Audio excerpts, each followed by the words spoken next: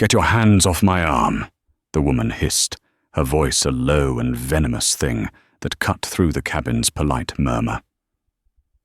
"This seat is for the people who built this airline, not for your kind." Dr. Imani Hayes felt the woman's lacquered nails dig into the worn sleeve of her Air Force flight jacket. The pressure was insulting, a petty violation meant to provoke. To the woman, a blonde in her late 50s, draped in a cashmere shawl that cost more than a month of a mechanic's salary, Imani was an obstacle, a smudge on the pristine canvas of her first-class world. She didn't see the doctorate in aeronautical engineering. She didn't see the 12 years of service, the calloused hands that had rebuilt F-16 engines in the desert heat, or the keen eyes that could spot metal fatigue from 20 paces. She saw a black woman in jeans and a faded jacket, an anomaly in Seat 2B who had the audacity to exist in her path. The woman who had introduced herself to the purser moments before as Caroline van der Meer didn't realize the person she was assaulting wasn't just a passenger. She was the new owner of the entire airline. Caroline thought she was summoning a flight attendant to remove a piece of misplaced luggage. She had no idea she had just lit the fuse on a code-red protocol that would not only ground this aircraft, but would also expose a rot so deep it threatened to bring the whole company crashing down. The pre-flight tension at John F. Kennedy International Airport had been a familiar symphony to Imani. The distant roar of jets, the hurried clicks of rolling suitcases, the low hum of anxiety and anticipation.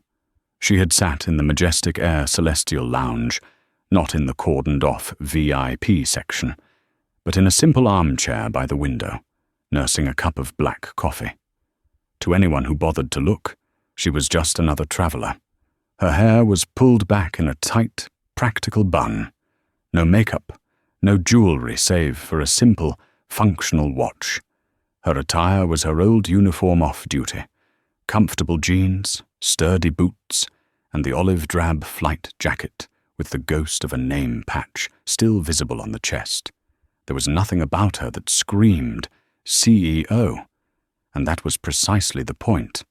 3 weeks ago, her company, Etherian Dynamics, a titan in aerospace innovation, had finalized the acquisition of the financially hemorrhaging Majestic Air. The deal was still under wraps, a secret known only to the highest echelons. Imani wasn't flying to London for a vacation. She was performing a covert audit. She wanted to see the rust for herself, to experience the airline not as a dignitary to be fawned over, but as a regular passenger. She needed to know if the rumors of systemic decay, of plummeting service standards, and a dangerously complacent culture were true. A commotion near the lounge's platinum desk had drawn her attention earlier. Caroline van der Meer had swept in, a whirlwind of entitlement and Chanel No. 5. She was on her phone, her voice sharp enough to etch glass. "Harold, I don't care what the SEC filing says," she'd barked into her phone. "This takeover is a travesty. They're letting just anyone run things now. You tell the board that if I find one thing out of place on this flight, you will hear about it." She had paused, her eyes scanning the lounge with disdain before continuing. "No, I have 2A, the window. I need the aisle seat next to me empty. Tell them to block it. I don't want to be disturbed by some chatty salesman from Ohio." Imani had glanced at her own boarding pass on her phone. Seat 2B, the aisle. She had specifically chosen it, not for comfort, but for its location. It was situated directly above the main avionics access bay. For weeks, Etherian's Remote Diagnostics, a proprietary software suite they'd secretly integrated into Majestic's network, had been flagging intermittent power fluctuations on this specific aircraft, a Boeing 737 named the Sovereign. The official maintenance logs, signed off by Majestic's veteran crew, showed nothing. All clear. But Imani trusted her data more than she trusted decade-old procedures.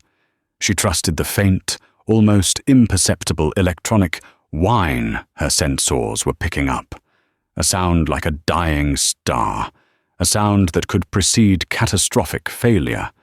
She needed to be close enough to monitor the live feed from that bay during the flight, without drawing attention.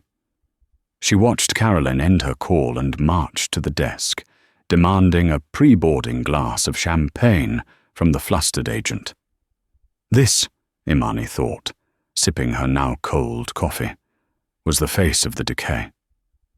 The rot wasn't just in the balance sheets or the aging fleet. It was in the belief that the airline was a private club, and the rules were for other people. Imani boarded quietly with the first group, giving a polite nod to the flight crew. A young attendant named Ben, his name tag fresh and his smile genuine, greeted her warmly. "Welcome aboard, ma'am. Can I help you with your bag?" "I've got it, thank you, Ben," she'd said, hoisting her heavy, unassuming backpack into the overhead bin. It contained no clothes, only a hardened military-spec tablet, a set of hypersensitive diagnostic tools, and the schematics for the 7777's entire electrical system. She settled into 2B, the worn leather of the seat a testament to the airline's former glory and current neglect. She discreetly placed a small, wafer-thin sensor on the floor beneath her feet, disguised as a battery pack, and connected it to her watch via Bluetooth. The low-level diagnostic feed began to trickle in, all systems green, for now. She closed her eyes, wanting a few moments of peace before the 7-hour journey. The peace lasted less than 5 minutes. The cloying scent of perfume arrived first, followed by the imperious shadow of Caroline van der Meer. "Excuse me," Caroline had said, not as a question, but as a command. Imani opened her eyes. "Yes?" "You're in my space," Caroline stated, gesturing not to a specific seat, but to the general area, as if she owned the very air within it. "I requested this row be kept clear. You need to move." "I'm sorry, you must be mistaken," Imani said, her voice calm and even. "My boarding pass is for seat 2B. "I don't care what your pass says," Caroline snapped, her voice rising. "I am Mrs. van der Meer. My husband is on the board of this airline. This row is reserved. Now be a dear and find somewhere else to sit. I'm sure there's a spot for you. Further back." The unspoken words hung in the air, thick and ugly. "Back where you belong." Imani felt a familiar, cold anger begin to coil in her stomach. It was the same anger she'd felt when a flight instructor told her she didn't have the right temperament for command. The same anger from investors who spoke to her male COO instead of her during funding pitches. "This is my assigned seat," Imani repeated, her voice losing its warmth and gaining a harder metallic edge. "And I am not moving." The gasp from Caroline was pure theatre. "How dare you? Do you have any idea who I am?" "I have an idea of who you think you are," Imani replied, turning to look out the window, a clear dismissal. That's when the nails had dug into her arm. The physical contact crossed a line. Imani's training, her very instinct, screamed at her to react, to neutralize the threat. But she was not in a cockpit anymore. This was a different kind of battle. She looked from Caroline's hand on her arm to the woman's face, her eyes now as cold and dark as the space between galaxies. "Get your hands off my arm," she said, her voice low, each word a perfectly calibrated threat. "This seat is for the people who built this airline, not for your kind." "My kind?" Imani repeated softly, a dangerous stillness settling over her. "And what kind is that, Caroline?"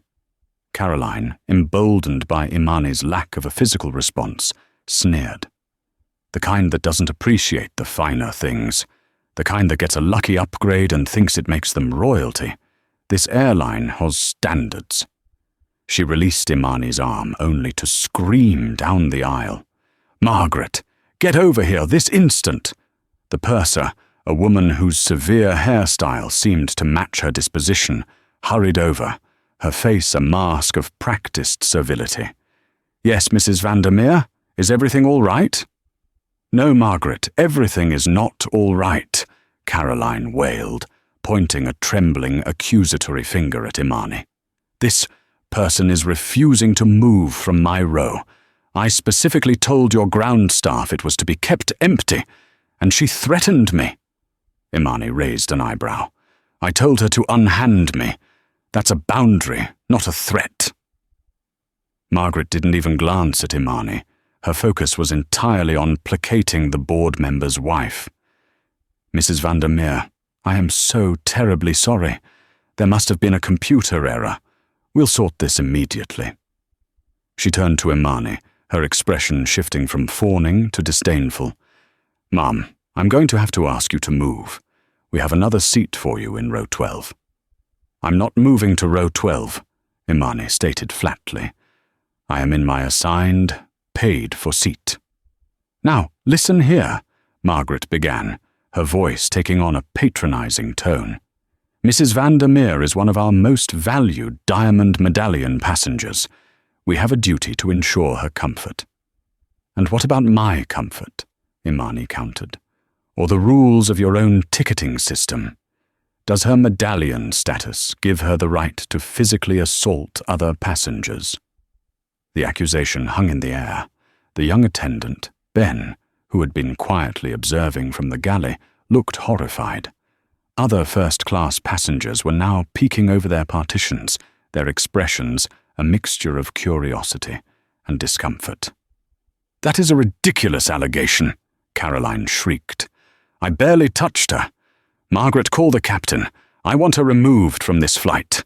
Now!" Margaret nodded curtly and disappeared toward the cockpit. Imani knew what was coming. It was a classic chain of command failure, a microcosm of the entire company's culture. The system was designed to protect the powerful, not to enforce the rules. A moment later, the cockpit door opened, and Captain Miller emerged. He was a man in his early 60s, with a silver crew cut and an air of unshakable authority that came from 30 years in the captain's chair. He was old guard, a friend of Harold Vandermeer's, and he viewed the Etherian takeover with open contempt. He strode down the aisle, his eyes skipping right over Imani and landing on Caroline. "Caroline, what's all this fuss? We're trying to get clearance for pushback." "Robert, thank heavens," Caroline said, grasping his arm. "This woman is causing a scene. She's in my row and refuses to move. She's unstable, look at her." Captain Miller finally turned his gaze to Imani. He saw the flight jacket, the jeans, the dark skin. He didn't see a CEO. He didn't see an expert. He saw a problem delaying his departure. "Ma'am," he said, his voice dripping with condescension, "I'm the captain of this aircraft. My word is law here. Mrs. Vandermeer is a priority passenger. If she requires this row, you will move. I am not asking you. I am telling you.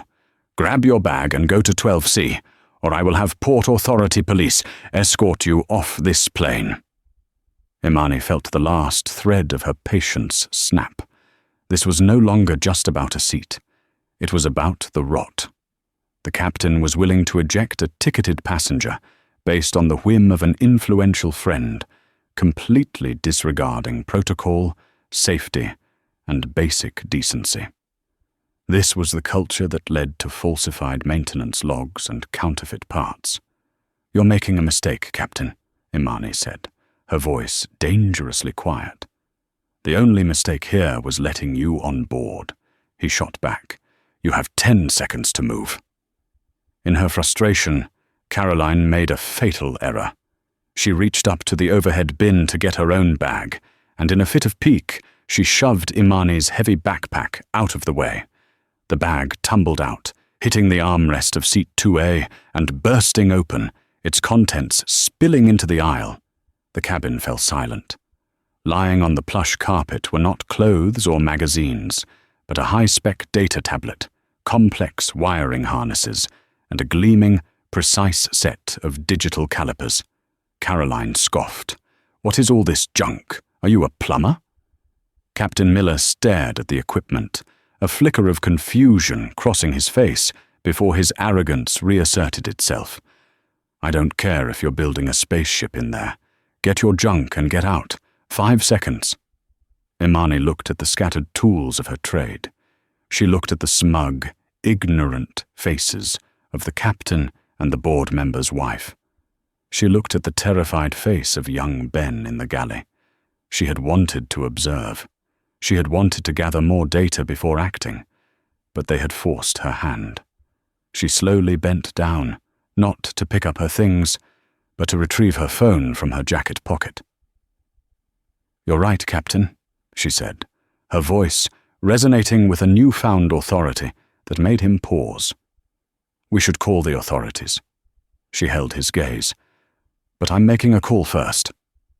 "All phones off for departure," Miller barked, reaching for her device. Imani pulled back sharply. "Touch my property, Captain, and you'll be charged with assault alongside your friend here. I suggest you stand by." She tapped the screen twice, accessing a secure, encrypted channel. The cabin was so quiet the only sound was the hum of the air conditioning. She put the phone to her ear.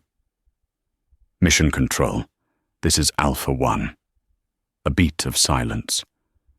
"We have a code black situation on Majestic Flight 7, call sign Sovereign. I say again, code black. Initiate checkmate protocol. Full system lockdown. Authorization. Hayes, Imani, Alpha 1. She paused, her eyes locked on Captain Miller's, a cold, merciless fire burning within them. "Ground this plane, and ground the fleet." Captain Miller stared at Imani, his face a mask of disbelief that quickly curdled into derisive amusement. He let out a short, barking laugh. "Checkmate protocol, Alpha 1. Lady, have you been watching too many spy movies? You're having a psychotic break." Caroline Vandermeer joined in, her laughter shrill and mocking. "It's really quite sad. She's delusional. Ground the fleet. As if. Robert, call security. She's a menace." She leaned toward Imani, her perfume thick and suffocating. "You're not grounding a paper airplane, sweetheart. You're going to a nice, quiet room with padded walls." Imani said nothing. She lowered her phone, her expression unreadable, and calmly began to gather her scattered equipment from the aisle, placing each piece back into her backpack with deliberate care. She looked at her watch. The second hand swept past the 12. 3, 2, 1. A deep, resonant clang echoed from the front of the aircraft. It was the unmistakable sound of the jet bridge, which had already begun to retract, suddenly reversing and slamming back into place against the fuselage, secured with heavy magnetic locks. "What was that?" a man in row 3 asked, his voice edged with alarm. Then the lights in the cabin, which had been dimmed for departure, flickered violently before surging to a harsh, sterile brightness. The gentle hum of the auxiliary power unit, the lifeblood of the plane on the ground, began to whine, the pitch rising erratically before it sputtered and died. An immediate oppressive silence fell over the cabin, broken only by the sudden cessation of the air conditioning. The air grew warm and still. "Captain, what's happening?" Purser Margaret asked, her voice trembling. "Why did we lose ground power?" Captain Miller's smug expression had vanished, replaced by a deep, concerned frown. "It's a power trip from the ground unit, probably. Happens sometimes." He reached for the interphone to call the cockpit. "First officer, status report. Why did the bridge reconnect? And why are we dark?" Imani watched him, saw the way his knuckles whitened as he gripped the handset, saw the blood drain from his face as he listened to the frantic reply from his co-pilot. "What do you mean the flight controls are locked?" he snarled into the phone. "That's impossible. Reset the flight management computer." A pause. "What do you mean you're firewalled out? Override it, damn it. I am the captain of this aircraft." He slammed the phone down, his hand shaking. For the first time, he looked at Imani with a flicker of genuine fear in his eyes. The arrogance was still there, a thick shield he couldn't yet lower, but a crack had appeared. This had to be a coincidence, a massive, unbelievable coincidence. "Ladies and gentlemen," he announced, his voice strained, "we seem to be experiencing a significant technical issue with the aircraft's primary computer systems. Engineering is being called. There will be a delay." "A delay is unacceptable," Caroline shrieked, stomping her foot like a petulant child. "I have a charity gala to attend in London. I cannot be late. Robert, make this plane fly." "We're working on it," he snapped, wiping a bead of sweat from his temple. "It's not a technical issue," Imani said. Her voice wasn't loud, but it sliced through the rising panic in the cabin with the precision of a laser. Miller spun on her. "You will be silent. You have caused enough." "It's a master command protocol," Imani continued, as if he hadn't spoken. "An executive-level systems override, initiated from the Etherian Dynamics Mission Control Center in Nevada.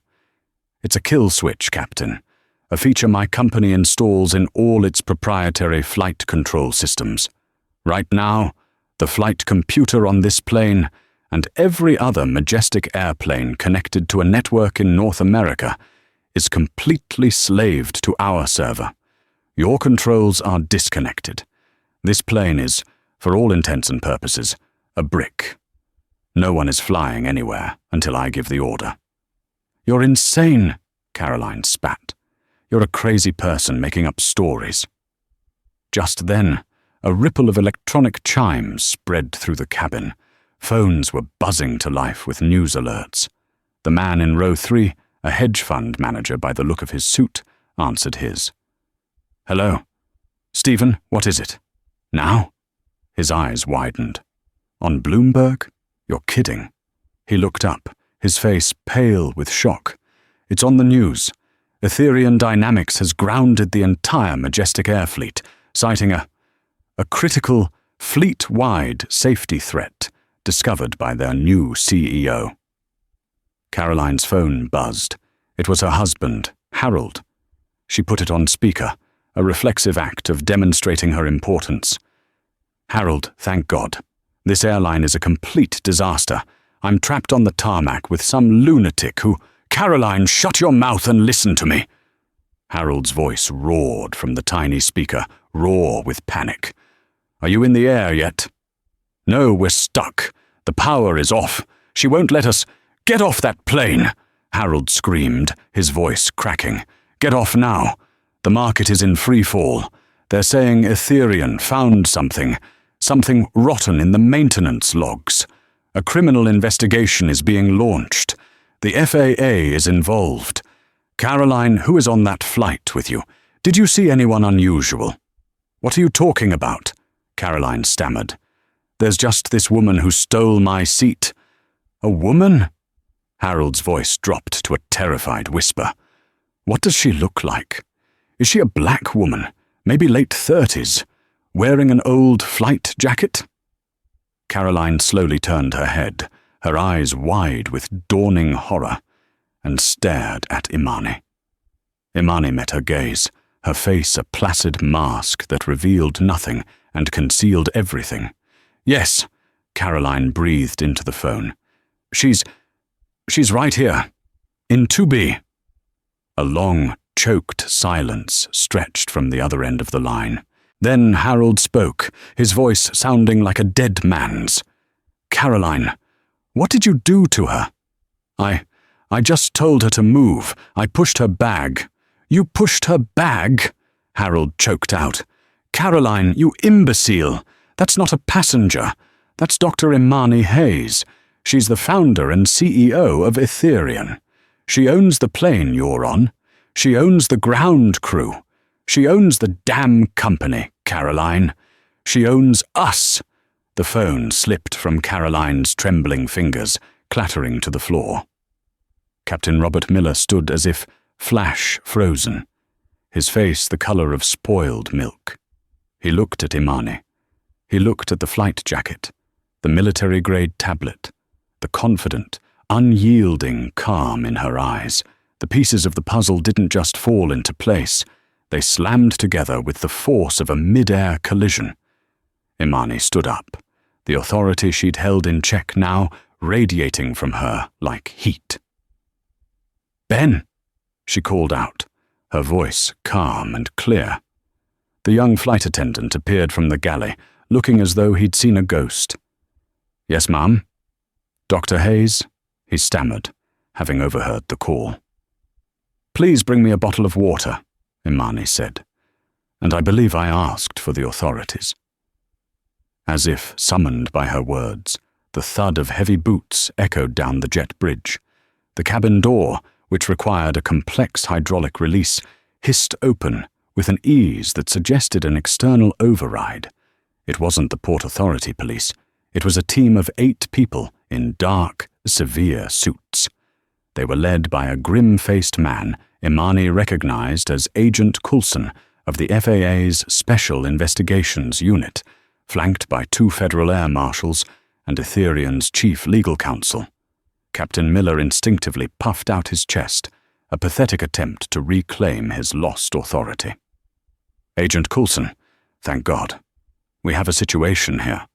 This passenger has illegally interfered with flight operations, making threats and—" Agent Coulson walked past Captain Miller without a single glance, as if he were a piece of furniture. He stopped directly in front of Imani, his expression one of deep respect and concern. "Dr. Hayes," he said, his voice low and serious, "we received your checkmate alert. Mission Control is feeding us the data now. A fleet-wide grounding for suspected critical component failure and falsified logs." "That's the baseline, Agent Coulson," Imani confirmed. "I suspect the reality is far worse. I need this aircraft moved to a secure hangar for a full teardown, starting with the port-side landing gear hydraulics and the primary avionics power converter." "Understood," Coulson said.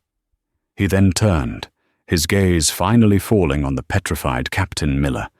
The agent's eyes were like chips of ice. "Captain Miller, you are relieved of command, effective immediately. Your license is suspended pending a federal investigation into gross negligence and endangerment of passengers." You can't," Miller stammered. "I have a union. I have 30 years of service." 30 years of signing off on maintenance reports without verifying the work, it seems, Coulson interrupted, his voice dripping with contempt.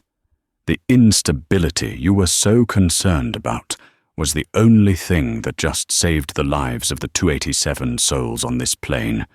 You should be thanking her. Instead, you threatened her." He gestured to the air marshals. "Take his credentials and escort him from the flight deck." Miller looked at Imani, his face a ruin of collapsed pride and terror. "Dr. Hayes, I had no idea."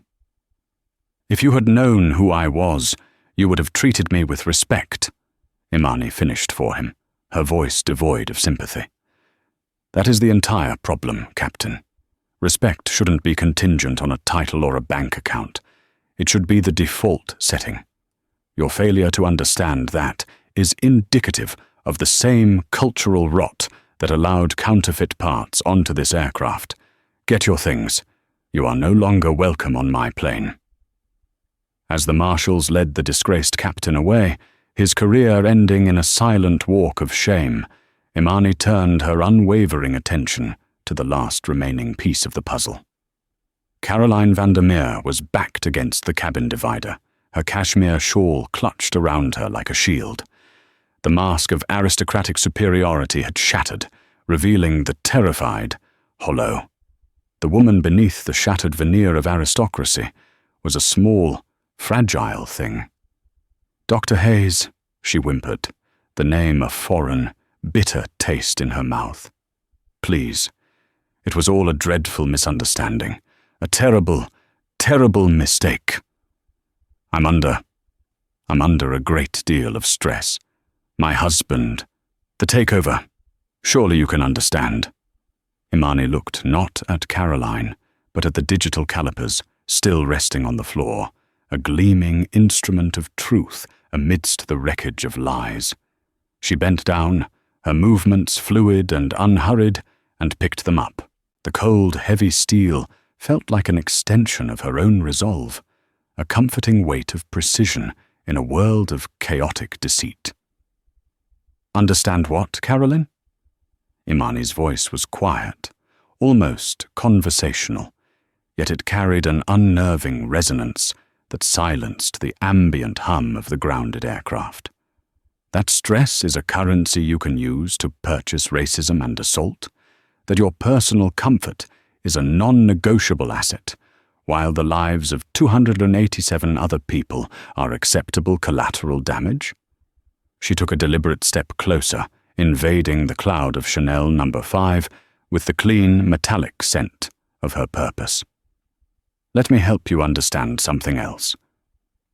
She turned slightly, addressing her chief counsel, Anya Sharma, who stood by the door like a sentinel, her tablet glowing.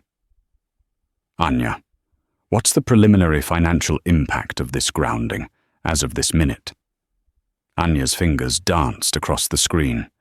"Factoring in the immediate displacement and reaccommodation for over 12,000 passengers across the North American network, mandatory crew overtime, escalating airport tarmac and gate fees for the entire grounded fleet, and the immediate 8.7% drop in Majestic stock value in after-hours trading, we're looking at a conservative, real-time loss of $112 million, Doctor." The number hung in the air, a physical weight.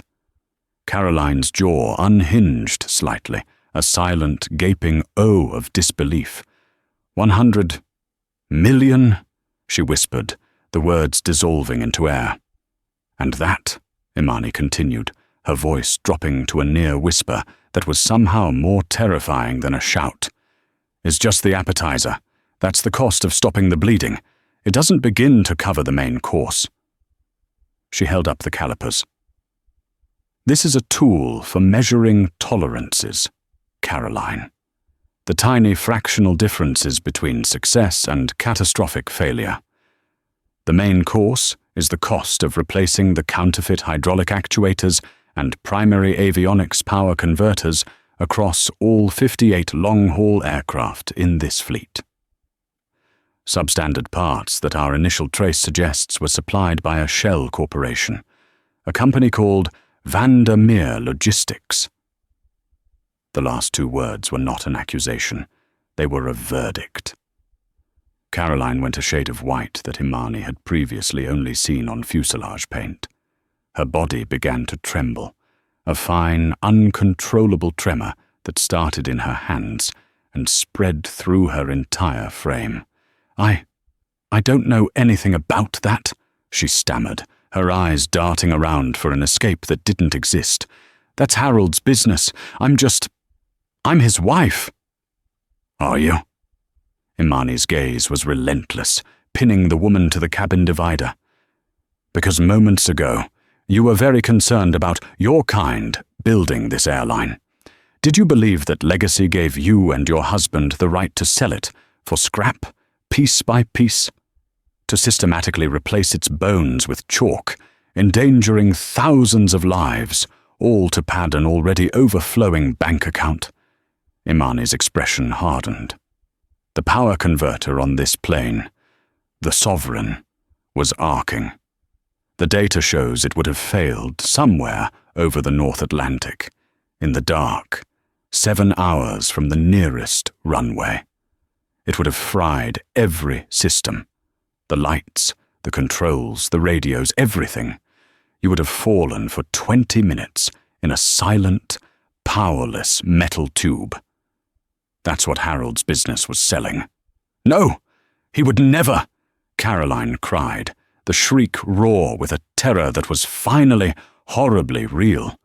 Tears, hot and genuine, streamed down her face, carving disastrous paths through her meticulously applied foundation. "Harold loves this airline. It was his father's legacy." "He loves money," Imani corrected her, her voice devoid of heat, a simple statement of fact.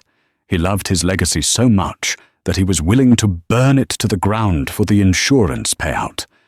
And he was so terrified of me, of my data, of my tools, finding his little scam, that he encouraged you to create this scene, didn't he?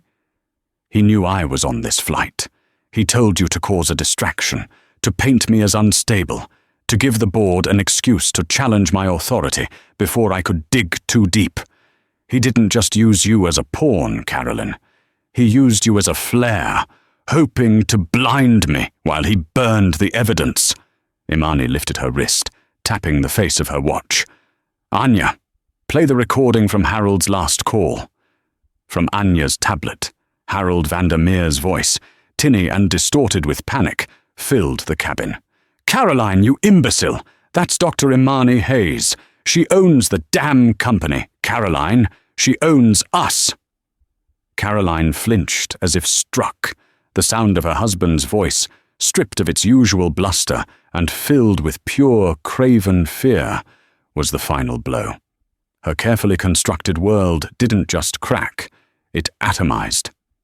Imani gestured to the waiting Federal Air Marshals. "Agent, please escort Mrs. Vandermeer to the secure lounge in the terminal.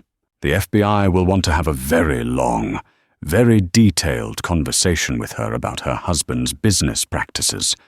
I suspect she'll be quite motivated to cooperate." "No!"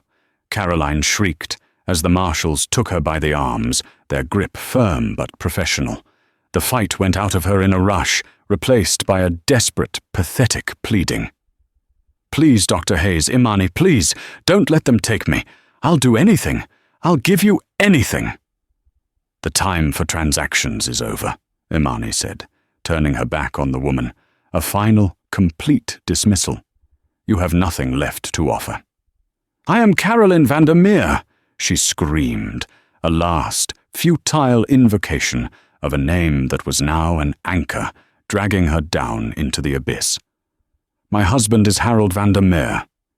"A name," Imani said, without turning around, "that I suspect is about to become a case study at Harvard Business School on corporate fraud and reckless endangerment.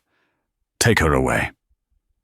As Caroline was hauled down the aisle, her protests dissolving into the incoherent, gasping sobs of a woman who had just lost everything, Imani faced the stunned and silent cabin. The adrenaline that had sustained her began to recede, leaving a profound, bone-deep weariness in its place. She took a deep breath, the engineer receding, the CEO stepping forward to face her first and most important shareholders, the passengers. "Ladies and gentlemen," she announced, her voice resonating with a calm strength that commanded their attention. "My name is Dr. Imani Hayes. As of 3 weeks ago, I am the new Chief Executive Officer of this airline, and on behalf of its new leadership, I want to apologize." She paused, letting the words settle. "I am not apologizing for the delay. I am apologizing for the fact that this delay was necessary. You were unknowingly placed in mortal danger by a culture of greed and negligence that valued profit over people. That is a fundamental betrayal of your trust, and it is unacceptable. That culture ends today." Her eyes swept the cabin, meeting the gazes of the passengers, acknowledging their fear and their anger. "My team is arranging for your immediate and orderly disembarkation. You will all be provided with deluxe accommodations at the airport hotel. Every single ticket will be fully refunded within the hour. You will be rebooked on the first available safe flights with our partner carriers to your final destinations. And you will each receive a direct wire transfer of $10,000. Not as a voucher, but as a cash payment, a small symbol of our profound regret for the failure of the old guard. A murmur of disbelief went through the cabin. This was beyond any standard compensation. This was penance.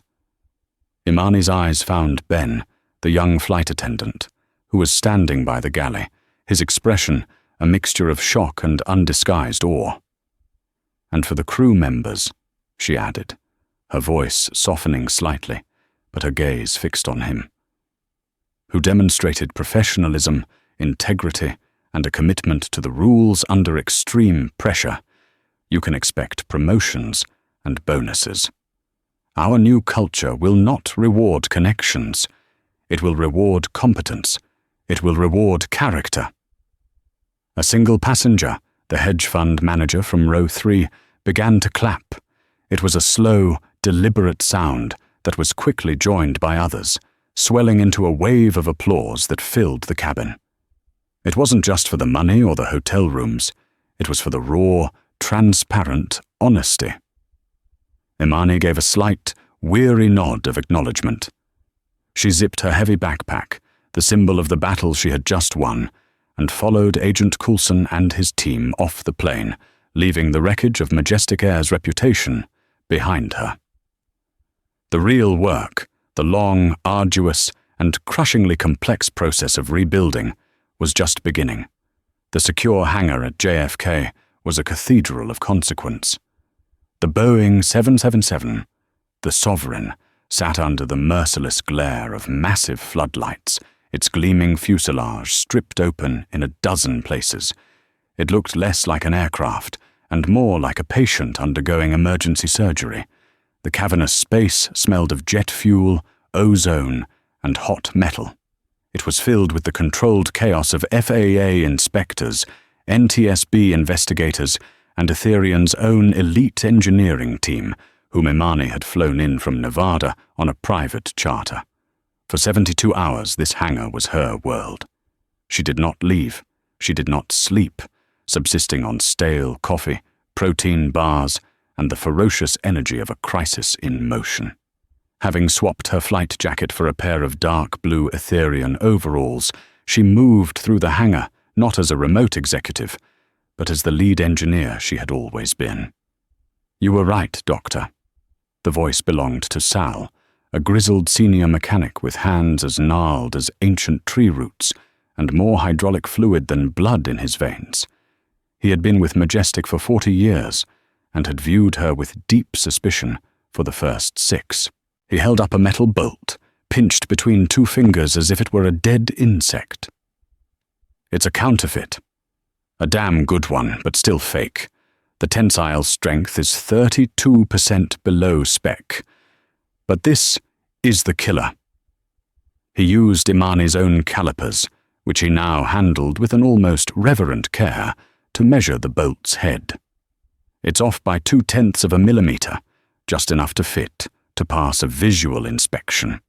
But under the 20 tons of pressure on landing, it would have sheared. The entire port-side landing gear would have collapsed on touchdown." Imani took the bolt from him, feeling its pathetic inadequacy. "It wasn't designed to work, Sal," she said, her voice grim. "It was designed to pass. That's the difference." "And the power converter?" Sal asked, gesturing to a charred, blackened box sitting in isolation on a workbench, surrounded by yellow caution tape. "Worse," Imani replied, her eyes fixed on the evidence of her near demise. It was a cascading failure waiting to happen. The Chinese knockoff capacitors were overheating, causing micro-arcs.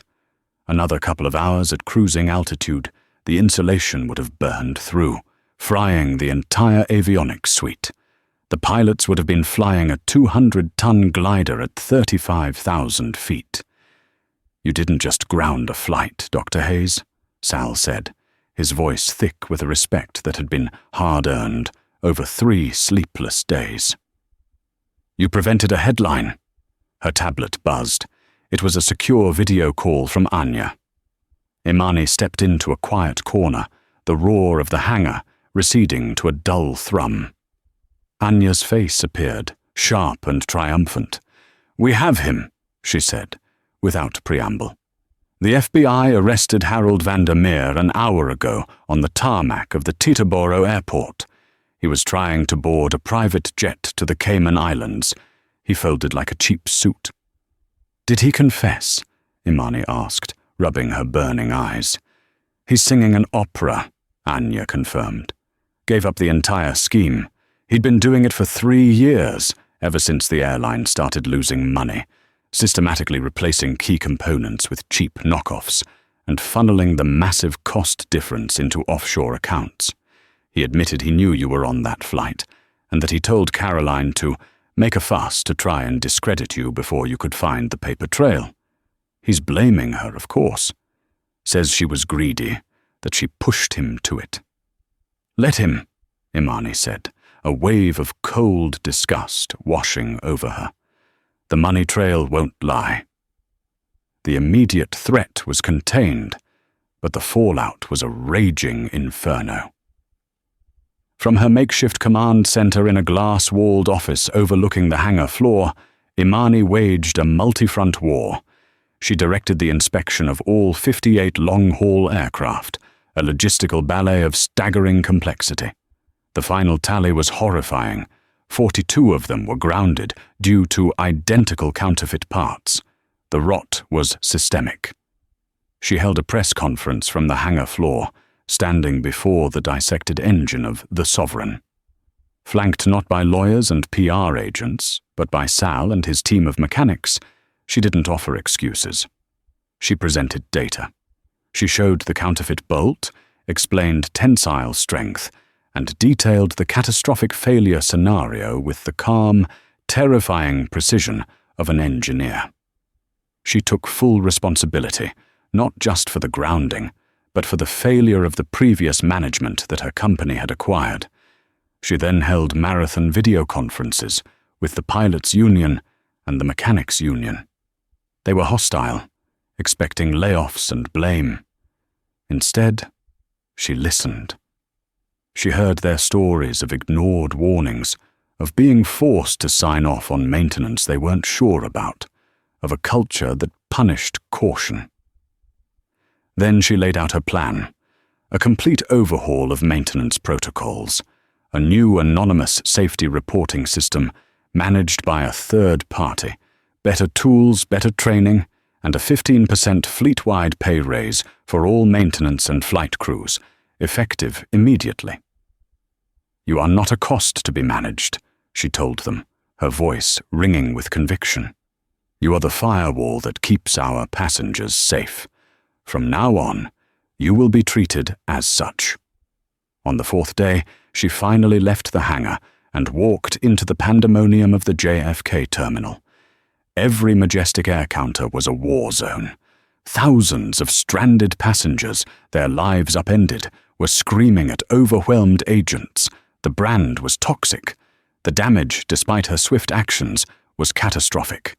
She walked directly to the front of the longest line, to a counter where a young gate agent named Brenda was on the verge of tears, absorbing the verbal abuse of an enraged businessman. Imani stepped between them.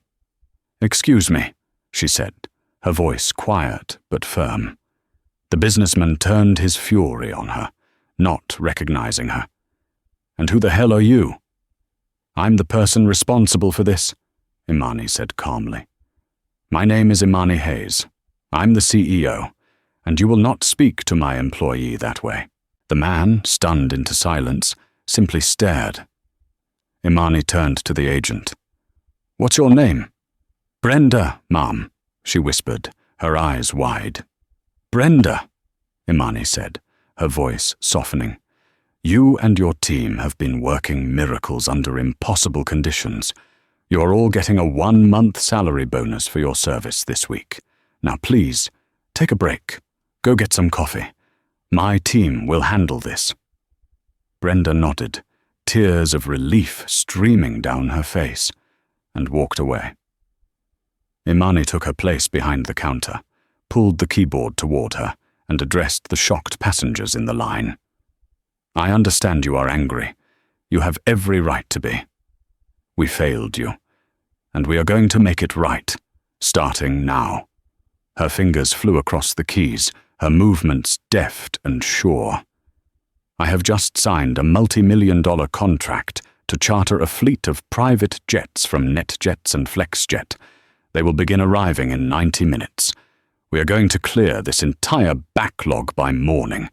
Every single one of you will get to your destination. And you, she said, looking directly at the businessman who had been yelling, will be on the last one. It was a small gesture in a sea of chaos, but it was the first brick in the foundation of a new company. It was a promise made and kept in public view. 6 months later, the airline was reborn. The name Majestic Air was retired, buried along with the corruption of the Vandermeers, who were now facing a litany of federal charges. In its place was Etherian Air. The fleet, smaller but meticulously retrofitted with state-of-the-art components, and Etherian's proprietary predictive maintenance technology, was the safest in the sky. The new livery was a simple, elegant silver and deep blue, with a single motto painted near the cockpit of every plane: Engineered for Integrity. Imani was on the inaugural flight from JFK to Heathrow. She wasn't in first class, seat 2B. She had given that seat to Brenda, the gate agent, as a gift for her and her family to take a vacation. Imani was in seat 24C, an economy seat by the aisle, wedged between a college student and a grandmother flying to see her new grandchild. She had her tablet open, but she wasn't working. She was watching the live diagnostic feed from the aircraft, a silent, beautiful stream of perfect, steady green lines. Each line was a promise. Each steady signal was a life protected. The flight attendant serving her section was Ben. He was now a purser, his new uniform crisp, his smile radiating a quiet confidence that hadn't been there before. "Dr. Hayes," he said, leaning down, his voice low. "It's an honor to have you on board. Can I get you anything? Champagne? A meal from the first-class cabin? Anything you want." Imani looked up and smiled, a genuine, relaxed smile that reached her eyes. "Thank you, Ben. But I'm fine right here." She gestured to the screen filled with green lines. "This is all I need." He nodded, a deep understanding passing between them. He told her how Sal had been promoted to Director of Fleet Maintenance, and how the new anonymous reporting system had already identified and fixed 3 potential issues. He told her the mood among the crew was different now. Pride had replaced fear. As he moved on to the next row, the grandmother beside Imani turned to her. "Excuse me for prying, dear," the old woman said, her eyes kind and perceptive. "But I saw you on the news 6 months ago. You're the one who grounded all those planes. My daughter was supposed to be on one of them." Imani felt a knot tighten in her stomach. "I am so sorry for the disruption she must have experienced." The woman shook her head, reaching out and placing a frail, warm hand on Imani's arm. "Don't you dare be sorry. You're the reason she's still here. The reason I get to go meet my granddaughter." She looked around the calm, quiet cabin. "You seem very at home on this airplane." Imani looked out the window at the endless, impossible blue of the stratosphere, a realm of physics and beauty where she had always felt she belonged. The view was the same, but her perspective had changed. She was no longer just an engineer who understood the machine. She was the one responsible for every soul it carried. The weight of that responsibility was immense, but for the first time in a long time, it felt like a worthy burden. "I am," she said softly, her voice filled with a quiet, unshakable certainty. "I helped rebuild it.